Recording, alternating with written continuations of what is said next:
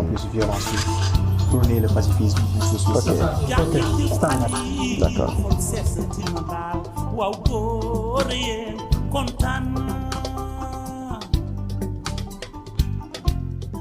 mbokk yi safoo seen télévision sunu label TV ñu ngi leen di nuyu dal leen ak jàmm seen émission bi ngeen taamu di jotaay ndaw ñi nag tey jile di waxtaane njàng mi xam ngeen ni at yi ñu génn njàng mi sooxal na lool li ko waral nag mooy grève yu métti yi nga xamante ni way syndicat yi ñu ngi koy amal ren jile nag ñu jàpp ni xëy na njàng mi dina daal di dal du am benn grève looloo tax nag ñun ñu na waxtaane mbir mi xam ngeen ni ubbite l'école bi amal nañ ko juróom benn fan gëla ñu génn ci weer wi lee tey nag ñuy dalal benn way syndicaliste di wuyoo ci turu Birane Gueye moom mi nga xamante ni nag Birane ñu ngi lay nuyu. maa ngi lay fay Alioune. may fàttali ni yaay secrétaire national à la formation professionnelle et technique bu SAEMS. waaw maa ngi tudd Birane Gueye pour du d'abord maa ngi jégalu di nuyu téléspectateur ak téléspectatrice sunu label. di am mbégte teew si jotaay bi. nekk secrétaire national chargé de la formation professionnelle et technique bu SAEMS le syndicat autonome des enseignants du moyen et secondaire bu Sénégal muy syndicat bi ëpp doole ci daara yi diggu dóomu yi ma nekk aussi professeur au niveau du lycée Maurice Delafosse donc maa ngi nekk prof de construction mécanique donc lycée technique industriel Maurice Delafosse voilà fa laa nekk depuis presque 15 ans di am mbégte donc di teew ci jotaay bi mais nekk membre G7 membre comité scientifique G7 donc di bokk ci waxtaan yi nga xam ne dañ koy sumb entre gouvernement ak syndicat donc ñëw tegal fii te SAEMS ngir waxtaanee lii di école bi. très bien waxtaan bi aussi nga nar see ànd ak ku ñuy woowee Souleymane Ndiaye moom nekk ab ndaw nouveau bachelier bokk tamit ci mouvement bi ñuy woowee ànd sàmm sunu avenir ngeen taxawaloon ko daaw gannaaw ba ay grève yu metti amee. Souleymane ñu ngi lay nuyu di la wax dalal ak jàmm suñu émission. merci beaucoup ñu ngi lay fay monsieur Aline et ñu ngi lay nuyu aussi professeur Birane Gueye. maa ngi wuyoo ci turu Souleymane Ndiaye nekk ancien élève du lycée Seydina Limamou Laye de Guédiawaye nekk aussi membre fondateur du mouvement ànd sàmm sunu avenir nekkoon benn mouvement boo xam ne dañu ko tegoon ci perturbation année passée pour xoolaat nan la ñun ndaw ñi nan la ñu mën a indee. suñu contribution par rapport ak grève yi parce que bu professeur grévé ça veut dire que élève mooy perte donc temps bi ñuy perte noonu yëpp après retour bi si ñun la léegi on a voulu faire autrement nan la ñuy ñëwee bañ a def grève sànni nan la ñuy bañ a def grève toj bañ a ñëw ainsi de suite bañ a manquer de respect suivre les règles ci noonu nag la ñu xalaatee ñun ci suñu biir créer benn mouvement tuddee ko ànd sàmm suñu avenir pour xool nan la ñuy indee suñu contribution mën nañ ni si suñuy suñuy génn daaw bokkoon na ci lu tax mën nañ apaisement am ba ñu mën a regagner waat classe yi. très bien balaa ñoo tàmbali ci lii di waxtaan wi rek dañuy seetaan élément bi nga xamante ni moo ñeel ubbiteel l'école bi moo te mu amoon sax juróom benn fan ci weeru octobre gi ñu nekk Sira Béatrice Ndione ak kii di Modou Ndour defal ñu si ab reportage. l'école bu Sénégal daal dinay ubbi ay buntam tey ci alxames bi ndongo yi wute ji classe yi. mu mel ni ubbi tey jàng tey la ñu nemmeeku ci lycée bu Seydou Nourou Tall professeur bu espagnol bi yore éponge am boîte craie ak yenn ci ay jëfandikoom di ñu xamal ne njàng mi doore na ci bërëb bile. mais yeneen niveau yëpp ku ne ak sa emploi du temps les profs viendront am na ñu fi ne am na ñoo xam ne dañ ñëw après voilà mais réalité la fii moom chaque rentrée dañuy ubbi tey commencé jàng tey. waaw tey 4e laa amoon cours waaw dama leen présenter la langue espagnole à travers le monde parce que. comme ñoom 4e dañuy soog commencer espagnol da ngay def la présentation de la langue présenter espagnol à travers le monde ñu xam ne espagnol matière bu am solo la. ci beneen wàll élève bi fare ci classe bu 4e bi nag di xamle ne moom jot na ay fourniture am waaye it mi ngi ñaax moromam yi ngir ñu gën a góorgóorlu ngir wàccoog seeni waajur. professeurs yi jox nañu liste fourniture bi ak expérience yi lu ñuy def ci année bi yëpp. jox nañu tamit suñu bulletin notes yi da ciy bokk tamit soo bëggee jàng da nga war a def effort ak dugal ci xaalis tamit sinon soo ko deful doo mën a réussir. il faut ñu jàng pour parents yi mën a xam ne ñun xaalis ñuy dépensé ñu ko sànni ci mbalit bi. ci jamono ji nga xamante ne fourniture yi dañoo cher lool waaye teewut waajur yi ñu ngi góorgóorlu madame Sidibé moom di xam ne dafa ñëwoon rek ngir inscrit ay doomam ginnaaw loolu nag muy ñaax ndongo yi ñu bàyyi xel bu baax seeni waajur ndax coono gi ñuy daj ci ñoom. donc comme d'habitude xale yi ñëw nañu man nag ñaari doom laa fi amoon daaw kenn ki BFEM la doon def orienté nañ ko orientation yi génn na démb orienté nañ ko seconde mais liste bi génnagul donc je n'ai pas pu l'inscrire. Par contre, son jeune frère est en 4e, il est rentré et tout, ils ont fait les prises de contact. Donc on attend liste fourniture yeeg yooyu quoi. dañu jàng xale yi daal dañu war a jàng parce que ay xale lañu te seen xel yàlla defal na leen xel bu ñu nekkee xale di mën a capter lu bëri di mën a jàng bu baax. ginnaaw mbënd mi yenn ci ay l'école yi ñàkk ay waay jàngalekat wala rek ñu nga xamante ne jumtuwaay yi dañ fa rek daal di sooxee terewut Sénégal yi di am yaakaar ne xale yi daañu am jàng bu mucc ayib waaye it di ñaax ñi nga xamante ne ñoo jiite njàng meeg njàngale mi ngir ñu gën a dugal seen loxo ngir mën a jàppale ndongo yi. oui élément bi. ci li mu daanelee sax laay tàmbale mooy yéen ñi nga xamante ni. yéenay jàngal ndongo yi ngeen def lépp ba njàng mi mën a ñoŋ ren est-ce que mën nañu espérer année bi dina apaiser wu. waaw di rafetlu d'abord déplacement ministre ci ouverture école bi le 6 mu def xool exactement est-ce que établissement yi commencé nañ jàngale loolu dañ koy rafetlu. mais aussi dañuy gis ne foo ñu évaluer la rentrée scolaire gis ne même bu fekkee ne am na établissement yoo xam ne njàngale mi démarré na fa mais bëri na établissement yoo xam ne actuellement ñoom ñu ngi sous les eaux te ci également documentaire bi gis naa ne fàttali nañ ko ci mooy déficit jàngalekat yi am qui se chiffre aujourd'hui à 45 000 enseignants donc da nga dem ci dëkk biir réew mi yi nga xam ne foofu waxuma la sax ndongo yi ñëw wala corps professoral bi ñëw mais établissement yi ne sont pas praticables. ci déficit boobu sax waa COSYDEP génn nañ wax 45 000. ministère démentir yéen ñan ngeen di jox dëgg. bon d'abord daaw de manière officielle ñu ngi ko xayma woon ci 35 000 enseignants président de la République joxe autorisation de recrutement à hauteur de 5 000 enseignants.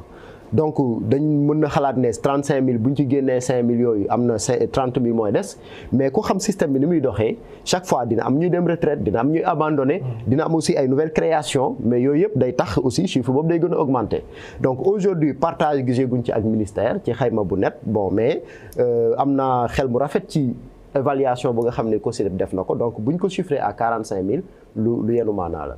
mais ren sama laaj bu njëkk est-ce que année bi mën nañ jàpp ni du am benn perturbation ndax daaw gis nañ ni ay weer ngeen sooxe njàng mi daaw amoon nañ ay revendications voilà daaw xeex nañ xeex bu métti ak gouvernement bi te yàlla def surtout sur les questions financières ñu trouver ci accord avec le gouvernement du Sénégal mais bu ñu fàtte nag ne accords yi du woon simplement la revalorisation salariale des enseignants il y avait d'autres questions de carrière d'autres questions administratives yooyu nga xam ne xaatim nañ ko ak gouvernement bi mais am na ay échéances yu ñu ko war a mettre en exécution bu ci nekk nag dañ koy topp su excès bu te fekkee gouvernement bi li mu xàccoon tool ak ñun def na ko tant mieux su ko deful mais danañ ko wéyal parce que revendication yi loo xam ne njëriñ la pour école bi la. du nekk njëriñ seulement pour les enseignants mais njëriñ pour école parce que dafay permettre école bi gën a stabiliser wu école bi gën a nekk dal te am nañ ci njort bu rafet. parce que gouvernement bi taxaw jël engagement syndicat yi aussi li ñu doon laaj am na pàcc boo xam ne def nañ ko ci suñu wéyalee loolu je pense que ne ren mën nañ dem ci année bu est-ce que mën nañ jàpp ni ci li ngeen doon laaj lu si ëpp ñoom saafara nañ ko. waaw duñ ne li ci ëpp xëy na question bu ci ëppoon solo mu di le système de rémunération am na jéego bu rëy bu ci gouvernement bi def donte nag nekkul ne loo xam ne jeex na. parce que dafa am ñaari pàcc daaw mois de mai am na jéego bu ñu ci def donc le 31 janvier am na beneen échéancier bu xew donc boobu ñi ngi xaar ne gouvernement bi danañ ko respecter comme ni ñu ko waxee. mais bu nekkee lu weesu mbirum payoor bi dama la koy wax léegi question abri provisoire dañ ko poser question de carrière yi au niveau de la fonction publique dañ ko poser question de formation des enseignants dañ ko poser mais question yooyu yëpp gouvernement bi matérialiser ko mais joxe na ci ay accord que ni délai bi bu ñëwee loolu dana am. donc délai boobu nag dañuy xaar bu fekkee ne gouvernement bi def na ko ni mu ko waxee mais y a aucun problème ñun suñu njëriñ suñu intérêt li ñu bëgg mooy école bi stable école bi calme ñu jàngal suñuy frère jàngal suñuy doom et aussi suñu liggéey du la rue du xeex suñu liggéey dem ci classe yi la jàngale la mais mi ngi am ci condition bi nga xam ne gouvernement bi li mu wax respecté na ko. très bien Souleymane yow daaw yaa ngi nekkoon je peux dire élève doon def terminal nga toog ay weer waa def examen defoo ko ndax li ko waral mooy jàngalekat yi dañ doon def lii di grève est-ce que loolu juralu la ay perturbation ci sa jàng. bon en général mën nañ ni dina indi perturbation parce que bu ñu xoolee di nga gis ren ñoo xam ni am nañ niveau bu baax. ñu dem bac peut-être échoué. du càggani ne peut-être que amuñu niveau wala yu ni mel mais ñu ci bëri dañuy perte rythme bu ñu amoon dès le début nga commencé sa cours normal ngay ñëw 8 heures di wàcc 16 heures wala nga ñëw 8 heures di wàcc 17 heures donc da ngay jël benn rythme ba pare nga dem ba benn moment nga ñëw 8 heures wàcc 9 heures 1 heure de temps mënoo ci jàng dara. débrayage donc débrayage 1 heure de temps 1 heure de temps 1 heure de temps di nga gis yenn élèves yoo xam ni peut-être que am nañ niveau peut-être que bu nekkoon année bi dem na mën nañ génn ak benn mention assez bien ou mais dañuy dem ba perte rythme boobu noonu léegi dinañ dem ba à la fin pour ñu ñëwaat école sax c'est tout un problème donc day nekk benn question boo xam ni d'abord perte rythme deux nga dégg ñu ne la ñii ñu ngi ci ñii grève nañ nga ñëw sa prof kii ne du grève kii ne day grève tey di nga gis par exemple nga ñëw Limamoulaye nga gis ñuy jógee par exemple ba Lac Rose ñëw di jàng si foofu nga ñëw prof philo par exemple ne la moom day def cours kii ne la moom du def cours day perturber complètement emploi du temps bi léegi moom élève bi ku nar a def par exemple 500 francs ñëw ba Limamoulaye pour def benn cours de maths il est obligé toog këram donc du ñàkk bañ a càggi nay ni dafa bañ a jàng waaye déet parce que ñëwaat ba école pour def benn cours wala nga ñëw ba foofu par exemple mu am perturbation élèves yi ni dañ lay génne ci cadre boobu sax la mouvement bi jóge woon parce que dañ doon gis ne à chaque fois problème amaan yeneen école dañuy ñëw génnee la après nga bañ xeex am ñu xotti yére kenn coow am après violence day am moo tax à chaque fois ñu gisoon benn ay élèves rassemblés wu fenn sax ci saa si da ngay gis police day ñëw tas leen léegi nag pour loolu bañ a am dañu essayer coordonner avec école yu nekkoon ci banlieue bi d'abord parce que moom ñoom lañ mën a amoon accès ñu def bañ def suñu première manifestation dem préfecture ku nekk dem sa préfecture jéem a gis préfet bi parce que gisoon nañ ni moom moo fay autorité étatique bu mën a représenter bu mën a wax bu ñu mën a jottalil suñu kàddu donc ci loolu ñu tegoon tamit ay règles kenn du fa saaga ndey ci mobilisation yi même si au début day xaw a jaaxle parce que di nga gis parent bu élève doomam jóg ne day dem def grève ne day dem voilà bu ne amuñu benn idée bu rafet ci grève quand on parle de grève par exemple on parle de sànnante xeer wala yu ni mel donc boo ñëwee ne da ngay dox dans le pacifisme parents d'élèves yu bëri duñ ko gis par rapport ak yow ni nga ko gisee donc comme ni nga koy waxee téye seen doom yi dañuy téye seen doom yi même bu dul en dehors de loolu day am benn engagement citoyen pour ñun parce que jeune bu jug élève bu jug ne da ngay xeex par exemple pour tous les élèves d'abord c'est quelque chose parce que tu t'engages à porter yenn combat yoo xam ne yow tu es devant peut-être que doo ci dara mais doo ci gagner dara tu n'y gagnes rien mais c'est pour l'intérêt ñëpp intérêt général donc ñëpp a ciy gagner donc en tant qu'élève tu te sacrifies nga xëy jël sa sac en plus nga dem jàkkaarloog préfet nga wax ak moom ngeen nekk ay milliers et des milliers xam nga ni gérer mbooloo rek dafa jafe en plus yéen ay jeunes kese ngeen bëgg gérer mbooloo boobu noonu te même ci cadre boobu noonu soo xoolee entre syndicats d'enseignants yi ak état même si seen i rencontre on sent que ni y a même les parents d'élèves l'association des parents d'élèves dañuy toog mais jamais duñu gis élèves et pourtant on parle de leur carrière te yéen kon da nga jàpp ni ci ndaje yooyu élèves yi dañ ci war am ay représentants waaw bu baax dañu war a am ay représentants parce que c'est vrai parents d'élèves bi day fournir ay efforts pour doomam enseignant bi moom élève bi lay joxe xam-xam mais tey si on est en train de décider ci seen carrière ci seen futur mais war nañ dafa am ñuy décider ci seen place ci bon pas décider sur suñu place parce que mën nañ ni ñoom ñoo mieux placé mais par exemple du ñàkk ni booy wax ci vie wu nit ki parce que tey toog nañ lu ëpp 4 mois wala 5 mois boo xam ne defuñu cours et pourtant rattrapé wuñ loolu ci bac bi toogaatuñu 4 mois 5 mois pour def bac te bokkoon nañ ci génération bu gën a sacrifié dañoo ñëw en seconde corona après ngeen ñëw confinement bi ñuy def 3 jours par semaine en terminale nga ñëwaat grève syndicale yi donc day nekk benn quelque chose qui se répète léegi loolu est-ce que du am benn effet bu muy def ci niveau élèves yi parce que leçon yi ñu waroon jàng yu si bëri duñ ko jot a jàng cours yu bëri aussi duñ ko jot a def est-ce que loolu du am benn impact bu muy def ci niveau élèves yi dina am impact dina am impact mais comme ni ma ko waxee sànq perte rythme jàng bi ngay parce que élève bu ci nekk day am rythme booy jàngee di nga gis koo xam ni par exemple moom dina jàng au moins 5 heures de temps li muy ñëw école en plus lu muy jàngaat guddi ainsi de suite mais tey bu nekkee moom leer na ko ni bu demee école du jàng peut-être que am na yeneen activités yu muy def donc une fois nga te dañ ne jàng dafa fiir mënoo ko booleeg dara donc une fois nga xaw a jël beneen yoon bu ndaw da ngay demee à côté donc boo ñëwee par exemple mu perte 4 mois l'élève qui perd 4 mois nga ñëw ne ko 1 mois ngay jàngaat pour def bac c'est tout un peu ça veut dire que moom day réviser en fait pour am bac mais xam-xam bi mu fay jéem a roggalantati du ko mën a am léegi seen rakk yi nga xamante ni ñoom ngeen leen fa bàyyi est-ce que seen mouvement bii di am sa ànd sàmm suñu avenir mu ngi leen di jéem a ñaax pour situation bi amoon daaw bu amaatee ren ñoom ban taxawaay la ñuy amal. exactement bon ci loolu continuité la parce que même ñun ñu nekkoon terminal dëgg la ni fës après nga dem Sénégal lañ nekk nga dem amoo bac ñu ne non dafa topp grève yi pourtant duñ ko jéem a comprendre dans le sens que ni kii day jéem a xeex pour intérêt général mais dañuy gis ni par exemple juste bañ jàngi wala affaire yu ni mel pour loolu ñun responsabilité yu bëri dañ ko doon jox sa kii élèves yu nekkoon en seconde ak en première même si bu nekkee yow mi nekk en terminale yaa daan nekk ci kanam en seconde et ak première élèves yooyu lañ doon gën a mettre ci kanam pour leur dire que en dehors du bañ a jàng du ñàkk nag parce que bu ñëpp yemoon am ñu génn seen cër dina am élèves yoo xam ni maanaam li ngay ñëw débrayage am ñu dem moo leen di gënal donc il y a d'autres aussi yoo xam ni engagement bi ñu ciy am parce que ñu delluwaat classe yi parce que moom mi ngi xalaat ni par exemple rakkam bi nekk bu nekk collège bu nekk buy def BFM dina ko toucher ku nekk 4e dina ko toucher moom donc engagement bi c'est pour tout le monde donc du ko jël gis ci boppam du ñàkk tamit ni am na ñoo xam ne dañuy dem grève juste parce que voilà dañuy gis benn moyen pour dem defi seeni activité léegi li Birane wax léegi ñi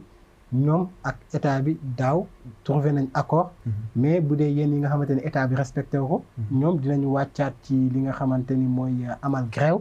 est-ce que loolu yow amoo ci benn tiitaange ci côté boobu ñun dañ daan indi ay waxtaan parce que demoon nañ ba ni ci biir élève ci réunion yu ñu daan tenir am na benn maa ngi fàttaliku am na élève bu ñu waxoon léegi bu nekkee état bi mënul respecter engagement bi est-ce que duñu lancer benn cagnotte nationale ci loolu da ngay sous-entendre ni kii bëgg na jàngi pour jox ko enseignant yi. mais pour jox ko enseignant est-ce que duñu lancer benn cagnotte mais ñoom laaj ñu xaalis kese nee nañu waaw ay points yu bëri la woon parce que ci seen 5e point ñi ngi ci doon dégg ni même ñi ngi doon wax ci wàllum programme bi ainsi de suite am na yeneen points yu mu laal yemul woon seulement si système de rémunération des salaires bokk na tamit ci lu ñuy saluer parce que jàng la ak jàngale instruction day ñëw éducation day ñëw donc ay points yu bëri la te la plupart ay parents d'élèves lañ donc am na ñoo xam ne seen doom yi ñu ngi ci public bi donc xam nañ ñuy jànkonteel du point yoo xam ne tënku na ci rémunération des salaires mais jàpp naa ni tamit bu nekkoon am na yeneen moyens yu gën yu bañ a def grève parce que ñun ñooy perte en fait élève bi mooy perte bu demee grève élève bi mooy perte temps bi tout ça parce que da ngay inscrire tey gars yi ci ba mu demee ba metti ñu ngi doon xalaat année blanche affaire yu demee noonu mais tey bu ñu année blanche woon lépp ngay perte. recommencement. da ngay recommencer waat à zéro. donc toujours problème bi day posé waat. Birane. yéen ñu bëri jàpp ni jàngalekat yi ñoom seen xeex bi yëpp laaj koppar la alors que njàng mi bëri na ay jafe-jafe yaa ngi doon wax léegi ay abri provisoire niveau élèves yi nga xamante ni tamit dafa baa léegi mais aussi déficit enseignant est-ce que yéen doo leen sax gën a wax mooy école bi di dund mais ci mbirum koppar kese lañ leen di dégg. waaw bon ñiy wax loolu c'est parce que ñi xamul la. mais ñi xam dëgg-dëgg problème yi ñuy posé dañuy ànd ak ñun je prends une organisation comme la COSYDEP nga gis ci négociation yi taxawaay bu am solo la ci taxaw pourquoi parce que COSYDEP dem na ba en profondeur xam question yi ñuy posé boo jëlee wax na ko léegi l'association des parents d'élèves bu njëkk ba daawuñu taw ci suñuy jataay mais depuis que ñu leen di associé parce que ñun parti syndical bu ñu demee bay xeex ak gouvernement mu dëgër lool mais dañuy bëgg ay seede ci lañ ne nag parents d'élèves dañoo war di ñëw di toog société civile dañoo war di ñëw di toog ngir ñuy xam comme ça bu ëllëgee bu ñuy dégg ci médias yi ñoom dinañ mën a trancher raison pour laquelle au mois de juin passé bi ñuy xam ne première échéance bee jot mu xaw a am benn quiproquo avec le gouvernement mais COSYDEP moo génn ne enseignants yi am dëgg parents d'élèves yi génn ne enseignants yi am dëgg donc loolu daf ci baax ñoom ñuy ñëw di teew aussi au-delà de ça ñun comme ni ma ko mon frère waxee ñun ay parents d'élèves lañ am nañ doom am nañu ay jarbaat am nañ lépp ñoo xam ne ci école bi la ñuy nekk donc du doon suñu sago rek ñuy dem grève bu ñuy dem grève c'est parce que à un moment donné dañuy sentir que ni gouvernement bi n'a pas pris ses responsabilités parce que moom moo am la mission régalienne de gérer l'éducation et la formation donc dina dem boo xam ne du doxal li mu war a doxal ñun nag dañuy obligé jël parce que école mooy suñu outil école si la ñuy liggéey école aussi moo ñuy teral donc buñ gisee dara loo xam ne day sooxe duñ bàyyi ba mu mëbëx ba mu màbb ñu doog a jóg donc dañuy teel jóg artu ne gouvernement bi am na benn système de rémunération boo xam ne c'est déséquilibré saafara ko mais au-delà de ça aussi am na contenu de programme boo xam ne c'est pas adapté à notre objectif de développement am na contenu de programme boo xam ne adapté wul ak suñuy valeur donc yooyu dañ ko war a réformer gis ne aussi lii nga xam ne mooy abri provisoire yi mu nekk danger pour les populations danger pour les enseignants également ndongo yi nekk fa di fa jàng dañ naan gouvernement bi 2022 wala sax dem di wax ay waaw xam nga gis nga boo demee ba tax ñuy jóg dañuy gis ay questions yoo xam ne waroon nañ ko dépasser depuis les indépendances alors que ces questions là ba léegi da tey boo ñëwee au niveau de la fonction publique nga xam ne c'est la gestion des carrières kenn waxul xaalis gestion de carrière la ñuy wax donc da ngay gis enseignant boo xam ne day obligé jugee Fongolembi à Kédougou def 3 jours ñëw Dakar pour xam situation carrière am. te du yoon parce que day bàyyi ay élèves am pendant 3 jours ñuy chômer entre temps xam moom déplacement bi lan moo ko ci te bu ñëwee sax information bi mu soxla mën na ko bañ a am pourquoi parce que fonction publique administration bi liggéey ba ca war ba nga xam ne enseignant fi mu toog mën nañ ko envoyer information mu xam fu mu toll. te tey nga ñëw ci yeneen aspect wax na ko léegi corona bi mu ñëwee dañuy toog pendant un bon temps sans jàngale. mais mu waroon a ubbi xel yi ñu indi ay réflexion yu bees ay formation à distance mais ñu gis ne tey loolu bu ñu ko bëggoon a wéyal sax am na yenn endroit Sénégal connexion ba amu fa. te tey boo demee si yenn pays dans la sous-région ñooñu dépassé nañ loolu donc ci am yenn point yoo xam dafa am manqué dafa am problème de courage politique dafa am problème question d'ambition donc ñun nag. est-ce que ci seen ndaje yeeg autorités yi di ngeen soulever question yi. waaw mais bien sûr le 29 et le 30 bi passé def nañ séminaire de rentrée avec le ministère de l'éducation nationale. le lendemain le 30 te le premier def nañ le séminaire et le conseil interministériel sur la rentrée. mais yooyu c'était pour voir yan problème yi nga xam ne moo mën a survenir ñu mën ko anticiper ba école bi du am ay perturbations mais dañuy gis dañ koy defee d'une façon bi nga xam ne même résolution yi ñuy jël sax nguur gi du ko fulaal. du ko fulaal parce que dañuy liggéey ay xalaat teg tërali ñuy rafet mais après bu ñu ñëwee dañ koy teg de côté def li leen. mais ndaje bi ak ministre mi ngeen jàpp ni issue bu heureuse la avant la rentrée ngeen taseen teg seen autorité de tutelle waxtaan. bon mën naa wax ne chaque rentrée scolaire séminaire boobu day am.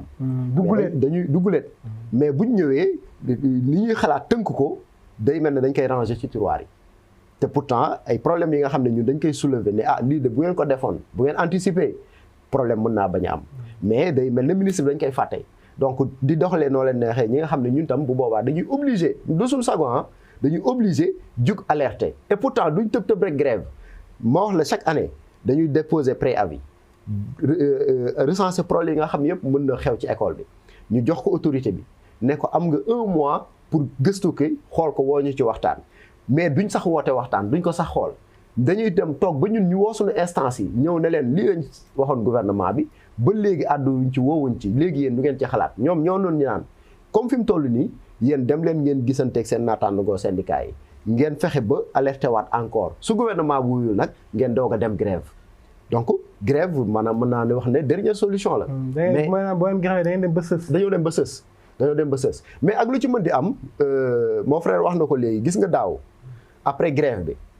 bien que yokk nañ 1 mois. ci année scolaire pour rattraper yenn kii yi nga xam ne leçons yi nga xam ne pertroon nañ ko mais gis nañ ne daaw résultat yi ñu am Sénégal mosul am depuis plus de 20 ans pratiquement. Pourquoi? Parce qu'à un moment donné bi ñu signé accord avec le gouvernement mais jàngalekat yi dañoo dem fi pour dugg ci classe yi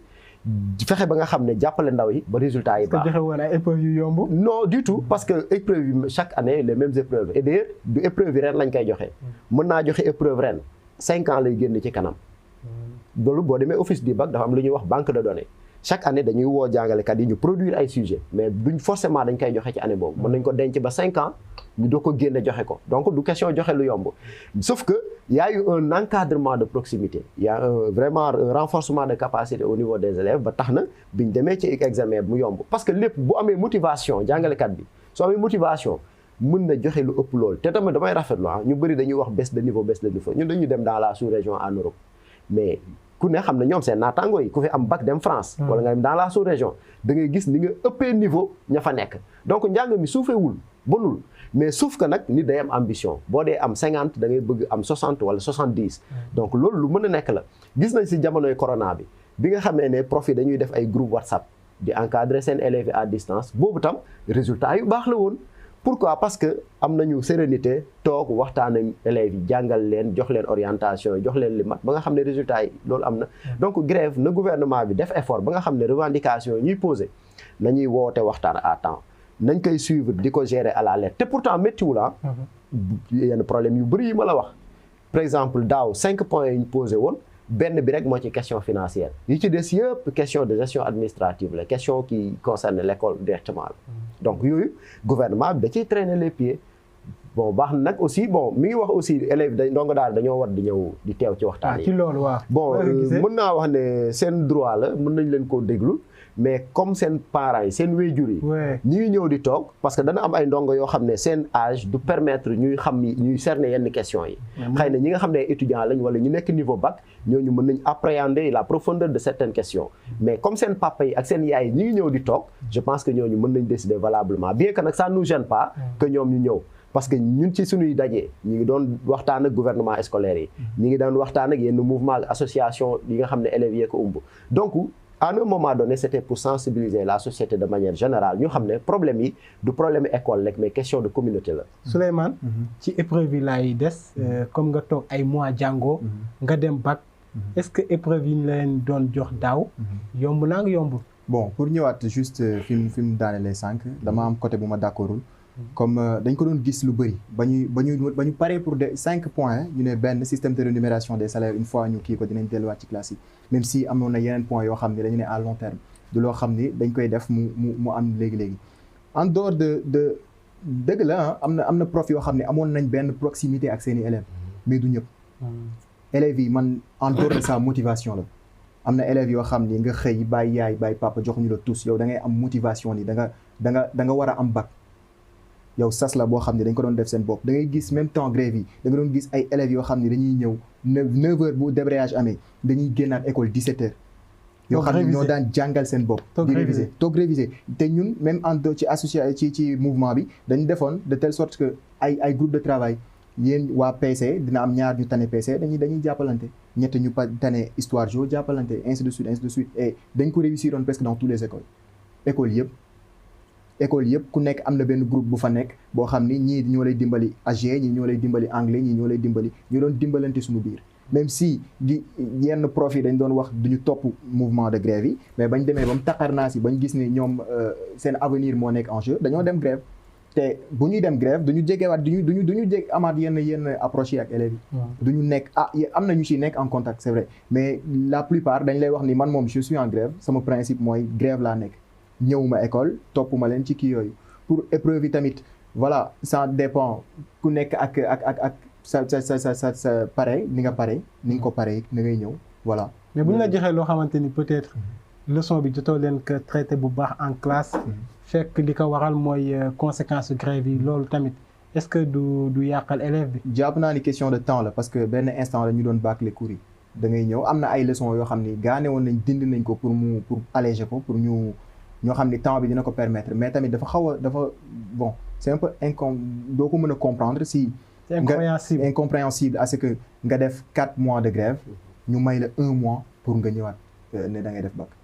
1 mois pour nga réviser programme 4 mois te bu ñu dañ leen di sëf leçon yi dañ lay sëf leçon dañ la koy sëf parce que bu ñu la ko sëful doo ci génn wala bokk di nga xool wala da ngay commencer doo ko yeggali wala nga ñëw ñu ne la point yi ñoo ci essentiel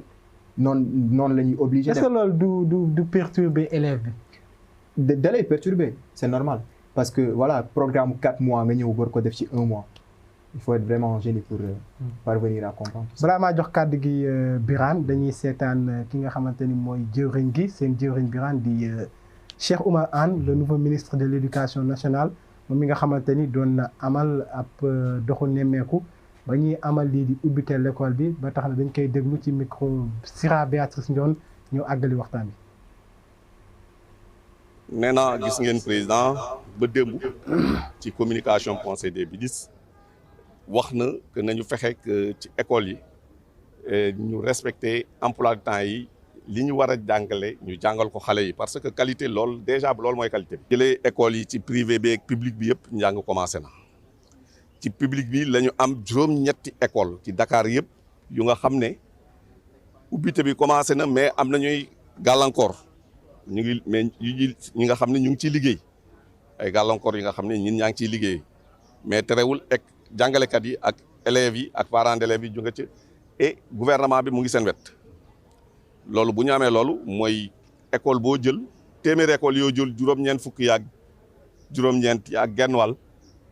amul problème téeméer yëpp nag njàng mi commencé na donc tey mun nañu wax ne ubbite école bi jaar na ci yoon parce que xam nañ ne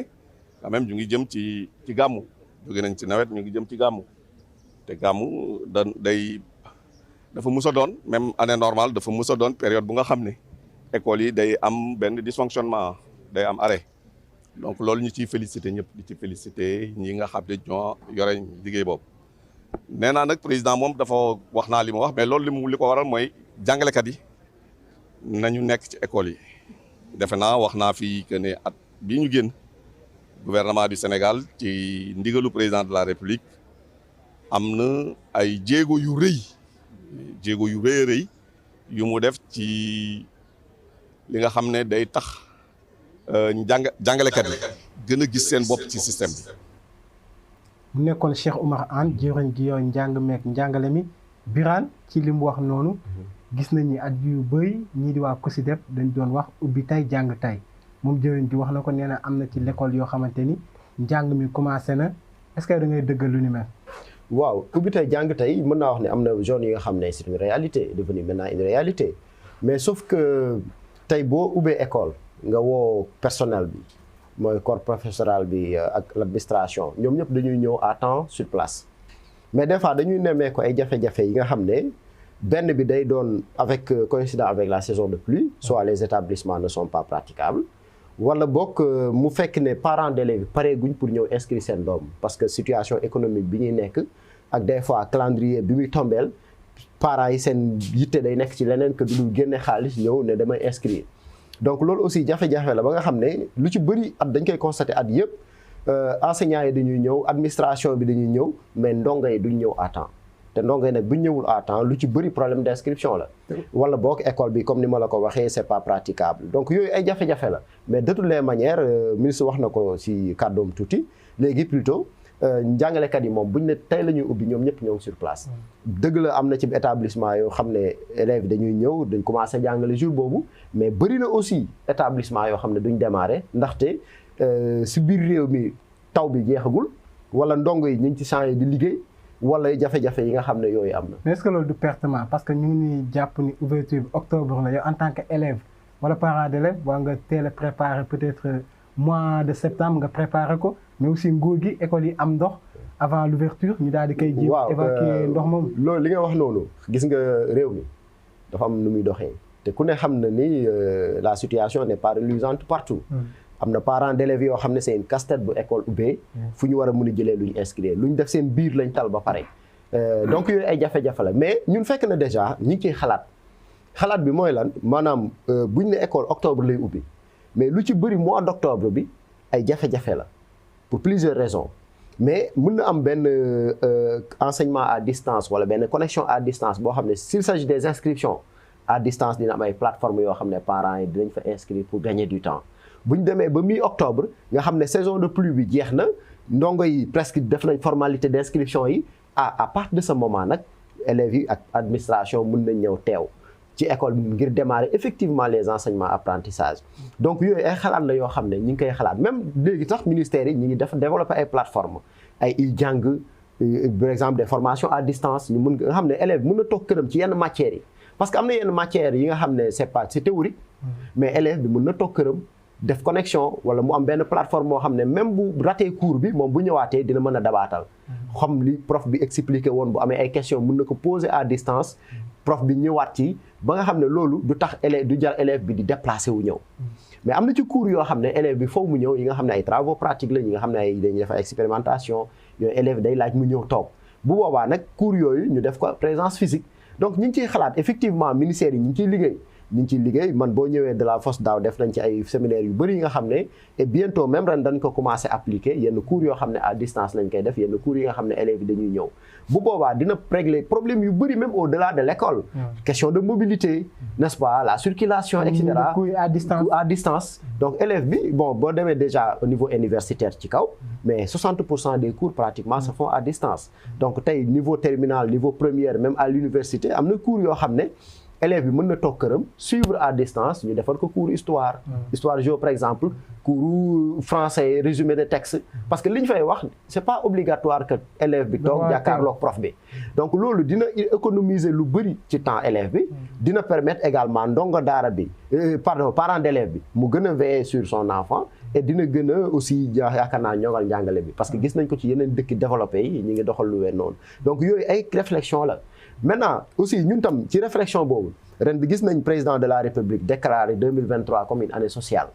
dañ ne pour cerner les problèmes du secteur de l'éducation et la formation il faut que gouvernement bi jël benn année bi moom école lañ ko jagleel dina permettre tout ce qui est problème comme ay assises comme ay bon waxuma sax assise parce que yàgg nañ fee def ay assises mais mujjul fi non xoolal def nañ fi assises yu bëri conclusion yi c'est dans les tiroirs mais boo ne ren année bi école nga koy jagleel parce que année sociale bi ñu ko waxee président mën na débloquer tant 40 milliards wala 50 milliards pour xool société bi fi am ay moo fi am ay problème mu jàppandal ko mais buñ ne année bi ça va être consacré à l'école ça veut dire que lépp luy année provisoire le gouvernement va concentrer ses moyens ses efforts sur la résorption des abris provisoires suñ ne également yenn dysfonctionnement yi am ci yenn plateforme wala système de njàng bi ça tous les ministères tous les moyens du gouvernement vont être orientés en direction de ça loolu dina permettre je pense que année boobu bu ñu ci génnee 60% et 50% des problèmes du secteur de l'éducation dana fekk ñu dépasser ko ba mu gën a vraiment yéwénal système bi. Souleymane yow mi nga xamante ni ancien élève nga woon lan moo waral élèves yi buñ ne ubbi école gi tay la duñ dem ci l'école yi. yaakaar naa ni bu ñu xawee sori tuuti bañ a yem juste ci Dakar nga dem peut-être dans les régions à travers les actualités yu ni mel da ngay gis ñu bëri maanaam fi ñu war a jàngee ci boppam moo yembul pour ñu ñëw mën a commencer. tey da ngay jël par exemple Kër Mbaye Fall da ngay dugg gis école boo xam ni ndox mi mën nga cee fay. yaakaar naa ni professeur mënu fa am accès ba élève ñëw ni day inscrire dëgg la nag ku nekk ak situation ak lu tax demoo inscrire ak lu tax demoo école. ku nekk peut-être problème bi du soo ko jëlee nag en général école bi mën na bañ a pare pour mën na bañ a apte pour élèves yi mën a jàng si mën na nekk tamit voilà bu nekkee at bi ak li mu coïncider ak gàmmu gi loolu yëpp mën na nekk lu tax élèves yi demuñu inscrire à temps mais bon buñ ko jëlee tamit des fois tamit dañuy yem juste Dakar bañ a xalaat ñu nekk ci région yi ñoo xam ni peut-être taw bi arrêté gul foofu nga jël ñi nekk Casamance exemple mu leer ni ñii mi ngi taw ba tey ubbi tey jàng tey mu commencé taw tey yaakaaruma di nga dem école. wala bokk ak ni muy tawee foofu boo xam mu wutee tuuti ak ni ñuy tawee. mais est-ce que def nañ ko suñu mentalité ubbi tey jàng tey boobu est-ce que élèves yi def ñu seen xel ni su ma demee tey premier jour du ma fa fekk kenn wala classe yi dafa poussière et tout est-ce que teel ñu ko def seen mentalité. am na ay réalité tamit ubbi tey jàng tey ubbi tey bëgg ñëw bind boo ubbee tey lan ngay jàng tey ba noppi. ubbi tey jàng tey munoo ubbi tey commencer sa programme tey. di nga ubbi au moins jël programme di nga ubbi xam lan def prise de contact ak sa professeur ainsi de suite ubbi tey jàng tey yaakaar naa ni concept la mais mënuñu ci ñëw rek dalee noonu parce que voilà am na ay préalable yoo xam ni war na kii ba tey bu ñu réalité yu nekk ci classe yi mënoo ñëw rek comme am nañu koy def nag amaana mun ñu bañ a généraliser mais yaakaar naa ni le concept ubbi tey jàng tey mënuñu ñëw rek dal ci noonu mais ay at ngi ñu ngi koy wax mais dafa mel ni mbir mi mën a gul yemb fépp ci réew mi donc nga yaakaar ni temps boobu noonu ñuy bañ a commencer njàng mi est-ce que du pertement. man dama jàpp ne boo nee ubbi tey jàng tey du premier jour bi tey nga war a dem école tey jàng tey. mais damay jàpp ne ci première semaine yi war na la fekk école war ngeen démarrer. doo ci man ci sama déggin bu gàtt du ubbi tey nga commencer tey. mais na nga ko déggee ne premier jour. nga ubbi daal tàmbali njàng mi. yaakaar naa ni comme ni ko professeur waxee boo bëggee ubbi tey jàng tey war nga inscrire donc élève bi avant. parce que balaa muy ñëw école au moins war na inscrire ci yenn établissement yi di nga dem légaliser yenn papiers yi renseignement ainsi de suite donc yow loolu yëpp mënoo ñëw def ko ci benn jour bi wala au préalable ñu def loolu ba noppi ñu joxe jour bi ñu ne tey professeur bi dina ñëw am prise de contact ak élève am professeur bi dina ñëw di commencer ay cours am normal. léegi ci enseignement à distance bi mu wax léegi yow jàpp nga ni loolu lu baax la. ba tey enseignement à distance yaakaar naa ni ñu ngi koy ak yenn plateforme yi da ngay dem rattraper au secours mais ba tey comme ni may wax on est un peu concentré ci Dakar des fois ñun ci mouvement bi dañ doon contacter ñoo xam ni ña nga Salamata Kédougou ainsi de suite pour mu bañoon yem foofu mais tey yow mi nekk Dakar da nga naan sant yàlla ci nan d'abord ci biir waxtaan yi dañ daan toog di waxtaan ñii ne ñun ñu ngi comprendre donc lu tax par exemple lycée bu nekk Kafountine mënul nekk mënul jël premier prix concours général parce que nekkoo ci même condition yi tey ñu ne lycée bu nekk Casamance lii moo tax mënul jël yenn saa yi am na yenn réalité yoo xam ni yow moom mi nekk foofu koy dund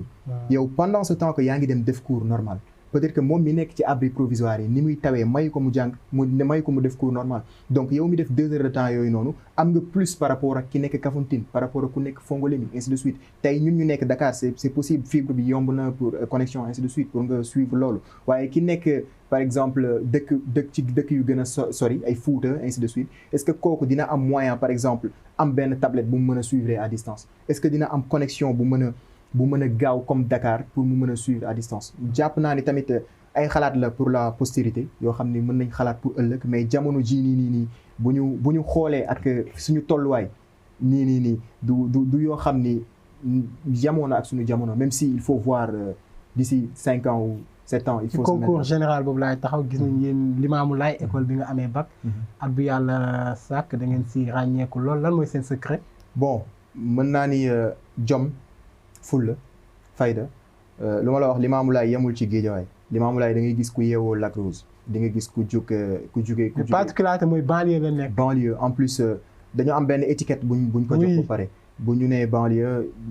entre guillemets moo tax bu njëkk ba grève yi jubee foofu ñëpp dañ doon wax buy tey ñu dee reyante donc bu ñu gisee ay jeunes par exemple yu jóg ne dañuy dem grève sans pour autant sànni xeer te image yi ngi fii ba ñuy dem ci préfecture wax nañ ko préfet bi nee nañ ko sànni wuñu xeer saaga ndey sax dañ ko doon tere ci biir rang yi ku ko def lañ lay génne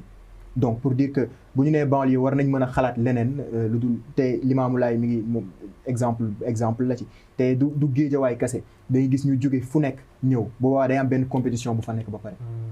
parce que ku nekk jóge fu ne da ngay ñëw kenn du la raw en plus dañ koy sant yàlla ku nekk fi nga nekk nga xam mais mën nañ jàpp ne Limamoulaye ñun ñoo am professeur yu baax yu gën a baax yi ci Sénégal mais gis nañu lycée bi semaine bi passe la doon fêter ses 43 ans mais pareil que actuellement dafa màgget waaw te loolu tamit est-ce que yéen bokk na ci seen xeex bi ngeen di xeex ñu daal di koy réhabiliter boole woon un lycée d'excellence comme Limamoulaye voilà dañ ci doon waxtaan parce que du Limamoulaye kese am na yeneen lycée yoo xam ne ñi ngi ci banlieue bi te melokaan bi demeewul noonu peut-être que Limamoulaye bokk na ci lycée yoo xam ne dañ koy jël en exemple ci côté boobu noonu voilà amoon yaakaar naa ni ministre bi génn amoon nañ projet réhabiliter ko affaire yu demee noonu mais je sais pas ak li ñu ko fi jëlee indi ministre bees ba xam projet bi dina continuer wala déet parce que maintenant am na amphi buñ tabax ci biir lycée bi mais c'est vrai parce que toog nañ professeur nañu moom ci lycée bi la jànge ba muy jàng ci lycée bi nii la meloon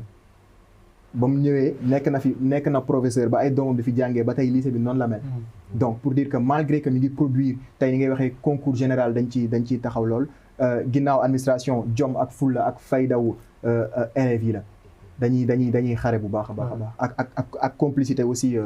professeurs yi ñooñu macha allah mën nañ ni Limamoulaye ñoo gën a baax professeur Sénégal. Birane yow professeur nga ànd nga ci li mu wax. waaw Limamoulaye fierté la parce que fa laa defee seconde première terminale S3. macha allah kon ñaari Limamoulaye ñoo fi tasante. waaw ba génn dem à l'université yàlla def ba tey may jàngale. am aussi élèves yoo xam ne jàngal naa leen actuellement ils sont devenus professeurs à Limamoulaye. donc c'est une fierté. mais aussi le problème est un peu plus profond tey boo jëlee Limamoulaye c'est des profs aguerris des anciens des doyens qui sont là-bas. ñu commencé dans l'intérieur du pays ay Kédougou Salémata Bignona un peu aussi donc ñooñu bu ñu defee quelques années 5 ans 6 ans 7 ans ba 10 ans dañu am possibilité déjà am temps tàggatu ci biir réew mi mais ñëw Limamoulaye commencé jàngale donc dafay am des fois benn déséquilibre wala défaut de favoritisme pour ñi nga xam ne dañu nekk dans l'intérieur du pays ay Fouta bu njëkk ba élève Fouta élève biir réew mi ay Bignona aussi Ziguinchor ñoo gënoon a taxaw gënoon a aay mais léegi tendance bi dafa xaw a inversé wu pourquoi parce que da ngay jël Alioune génn formation nga affecté ko Fouta wala nga affecté ko Ziguinchor mu def 4 ans 5 ans am affectation ñëw déjà li mu doon commencé di tàggatu ci biir réew mi mais bu ñëwee rek dañuy remplacer waat keneen ku bees donc ay profils débutants ñoom ñooy nekk di jàngale dans l'intérieur du pays et loolu nag c'est ce qu'on appelle la gestion démocratique du personnel parce que man su ma génnee jàngale yow nga génne jàngale ñu affecté ma Dakar avec les conditions que vous connaissez ñu affecté l'autre à Kédougou dans ces conditions un peu plus difficiles mais il doit y avoir un mécanisme démocratique qui permette après moom mu mën a ñëw à Dakar man su ma bëggee ma déplacer wu quelque part. léegi ci affectation yi nan lay demee ñaata temps nga war a toog ci zone bi ñu la yóbbu.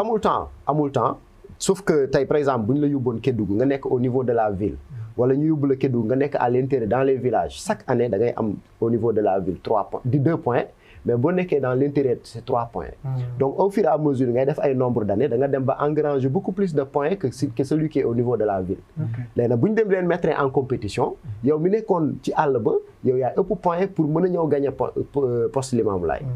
donc loolu mooy gestion démocratique à travers le mouvement c'est une compétition. léegi nag boo nekkee ci àll bi ñu nga démarrer 1 an 2 ans 3 ans 4 ans rek da ngay am beaucoup de points. yu lay permettre bu amee poste bu ñuy compétir à Limamoulaye yow yaa koy gagné. mais fekk na yow liggéey bi nga commencé woon def Salémata wala Fongolembi ba commencé am compétence am expérience mais dañ la fay jëlee indiwaat keneen ku bees donc élève bu Salémata bi ay débutant tout le temps ñoo koy jàngal.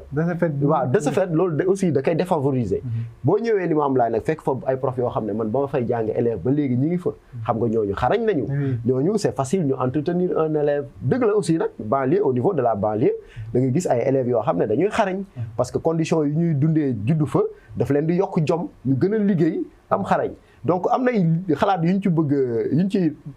def sama posture du ma may ma dugg ci yu bëri mais pour vous dire que ni ubbi tey jàng tey pour mu nekk une réussite totale il faudrait que ñu jël école def ko une affaire de la communauté maanaam bu ñu ne école dafa war a ubbi au mois d'octobre mouvement associatif yi ñu nekk ci nawetaan yi ñu nekk daayira yi ñu nekk ci ONG ñëpp jóg bu école bi amee ndox sax ñu dem defar ay ni ñu koy tuddee ci maanaam ay setal préparer école bi xool dans le quartier waaw désherber def la préparation nécessaire xool dans le quartier les familles défavorisées naka lañ leen di jàppalee ku ci am doom ainsi de suite loolu na sax ñu koy def mais bëreegul parce que ñu ngi ciy def benn travail de sensibilisation mais loolu bu ñu ko defee l'affaire de la communauté mais day tax bu école ubbee secteur yëpp dañuy xam ne tey kii moo ayee muy école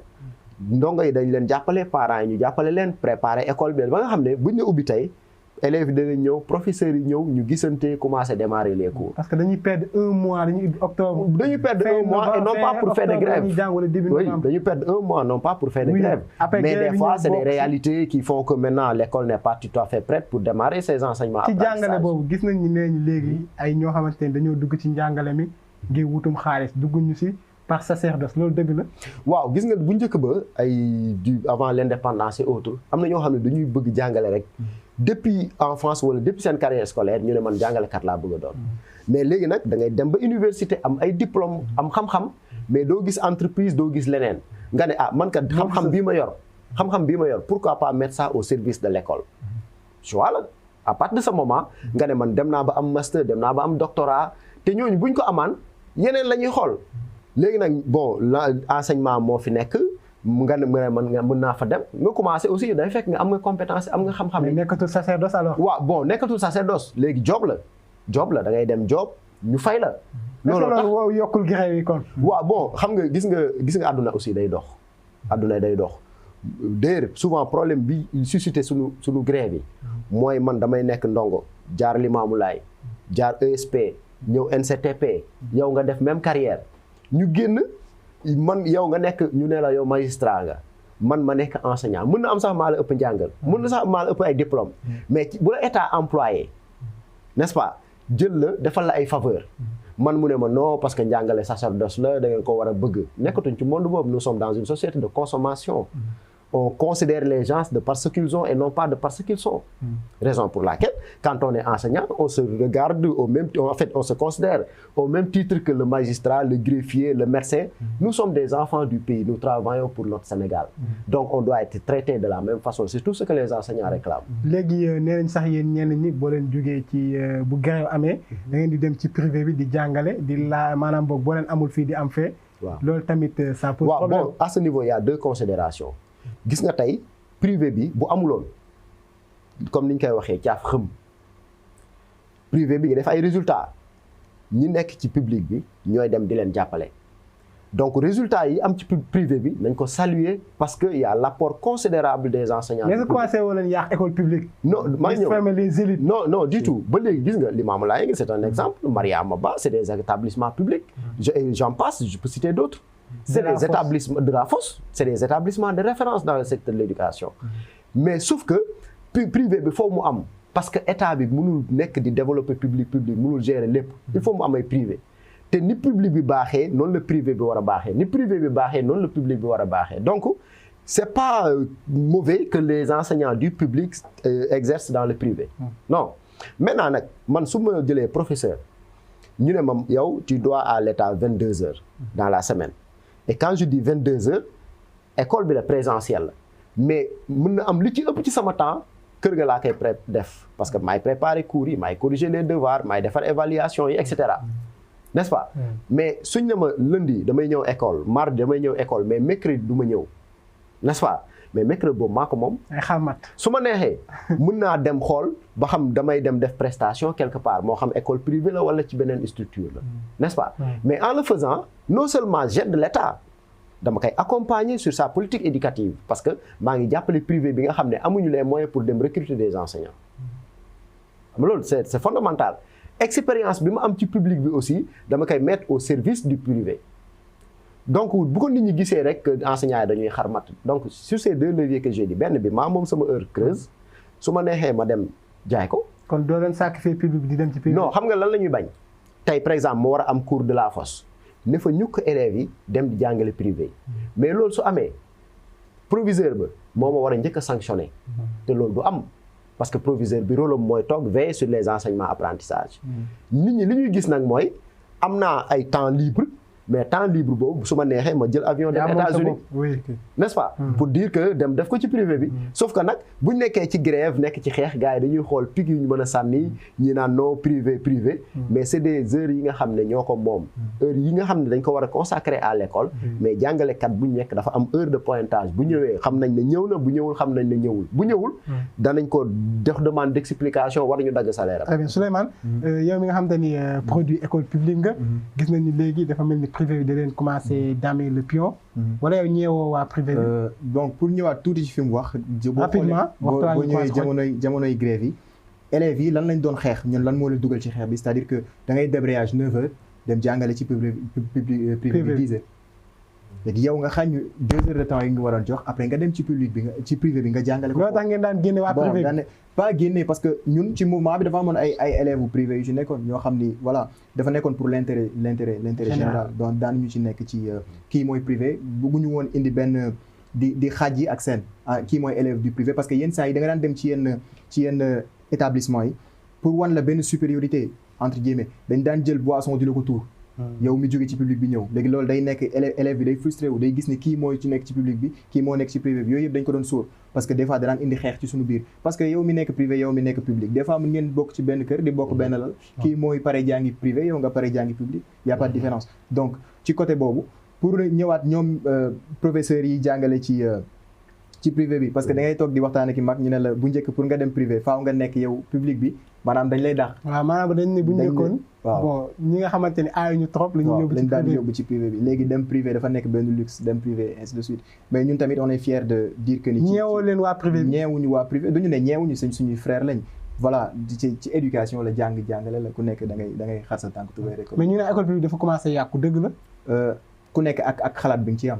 mënuñu généraliser sans dépend ci point ci côté bi nga ko jëlee mais bu nekkee ci ñun côté bon ñu ngi ciy gis xam nañ ni ñu ngi ciy def fulla ak fayda maanaam lépp luy wàllum jàng ñi ngi def sàkku xam-xam dañ na xam-xam la daal fépp fu mu tag rek dañ koy jëli duñu bàyyi dara. Birane li ñu des ci waxtu bëreetul mais est-ce que mën nañ jàpp ni ren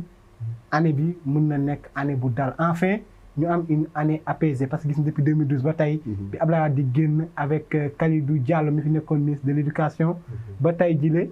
système éducation Sénégal dafa nekk ci ay jafe-jafe est-ce que ren yéen ci seen revendication yi amul lenn lu mën a njoxte ni mën ngeen ci dem ci ab grève très rapidement. bon d'abord je rappelle que ay am na ay at yi nga xam ne fii toog nañ 2 ans 3 ans amul benn perturbation amul grève amul dara parce que état bi joxe woon nay échéancier ñu toog di xaar am na année yoo xam ne corona bi daf fi ñëw ñu suboon grève bi mu ñëwee ñu teg ko jàppale réew mi mu xeex mbas mi ba tey yàlla def loolu yàlla def na aussi plateforme revendicative bi ñu amoon daaw gouvernement bi am na lu ñu ci xaatim am naa yaakaar ne gouvernement bi bu nekkee ci dynamique gu réaliser ko benn syndicat benn grève en tout cas du jóg parce que ñun li ñu soxal mooy suñuy jàmbat suñuy saafara gouvernement bi rek la ko ñu dem ci classe yi parce que ñun classe yi mooy suñu bërëb liggéeykaay waaye nag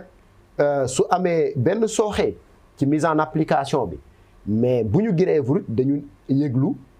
n'est-ce pas danañ ñu dégg mais je pense que am naa yaakaar je dis am naa yaakaar bu baax que ni gouvernement bi mi ngi dans une dynamique de respecter ses engagements. Très bien. Et si tel est le cas il y a pas de souci à se faire pour une année apaisée. Souleymane yow nouvel étudiant nga.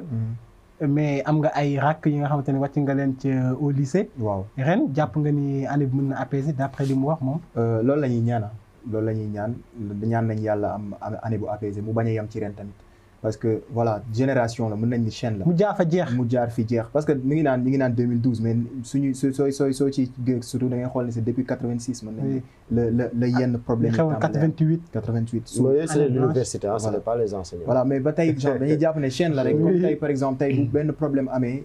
bu ñuy gréver chaîne bi yëpp a koy yëg système bi yëpp a koy yëg donc mu bañ a yem ci ren parce que boo grévé bu ñu grévé daaw ñu doon def daaw seconde waroon ñëw première dalay leer ni par exemple terminé wuñ seen programme en seconde léegi dañuy ñëw nar ko rattrapé waat en première nga grévaat première ñiy def première nar a dem terminale dañuy dem ate dañuy yóbbu armes yi ñu soxla yëpp donc day nekk même boo nee du ma def ren déwén laay def wala daaw laa def du ma def ren jàppal ni même boo sànkul ñiy dem ren ñii ñëw sa ginnaaw mën nañ bañ a matal donc dañu war a réfléchir ci benn système dynamique boo xam ni dañuy dem pour mbéy daal fi yem mu yem fi daal ñu jéem a xool nan la ñuy xoolee ba même bu ñuy grève sax nañu xool beneen moyen wala boog nañu xool yeneen système yoo xam ne noonu la ñuy defee seen i revendication bu dul grève parce que grève da ngay perte parent bi day perte moom mi jox paas élève am mi jox paas doomam pour mu dem école bu ñëwee jaaykatu ndekki bi sax day perte ça veut dire que chaîne bi ñoom ñëpp ciy perte donc c'est-à-dire que mu ngi koy wax grève day fekk ñu sës mais peut-être bu nekkee am na yeneen alternative yi ñu mën a utiliser bu ñu dul grève tamit moo doon yu ñuy gënal jërëjëf yàlla baax na ñuy ñaan rek ren année bi nekk une année apaisée noo ngay jàng ci jàmm te du am benn perturbation mbokk yi waxtaan wi jeex na ñu amoon mbégte doon si dalal kii di Birane Gueye nekk secrétaire national à la formation professionnelle et technique bu kuréel gii di SAEMS su lay Birane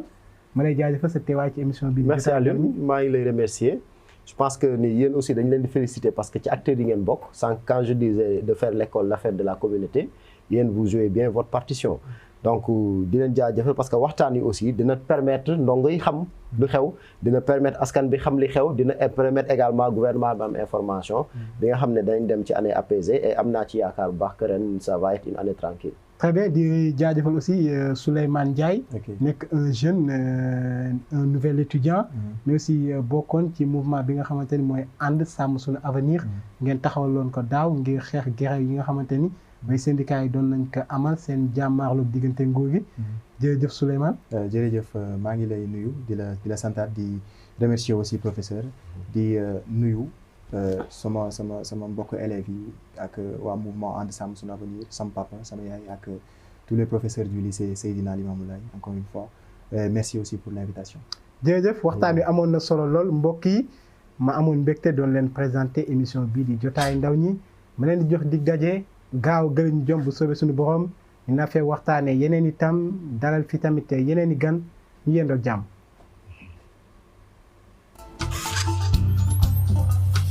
Ok. Merci et félicitations. Merci à vous aussi. Bien.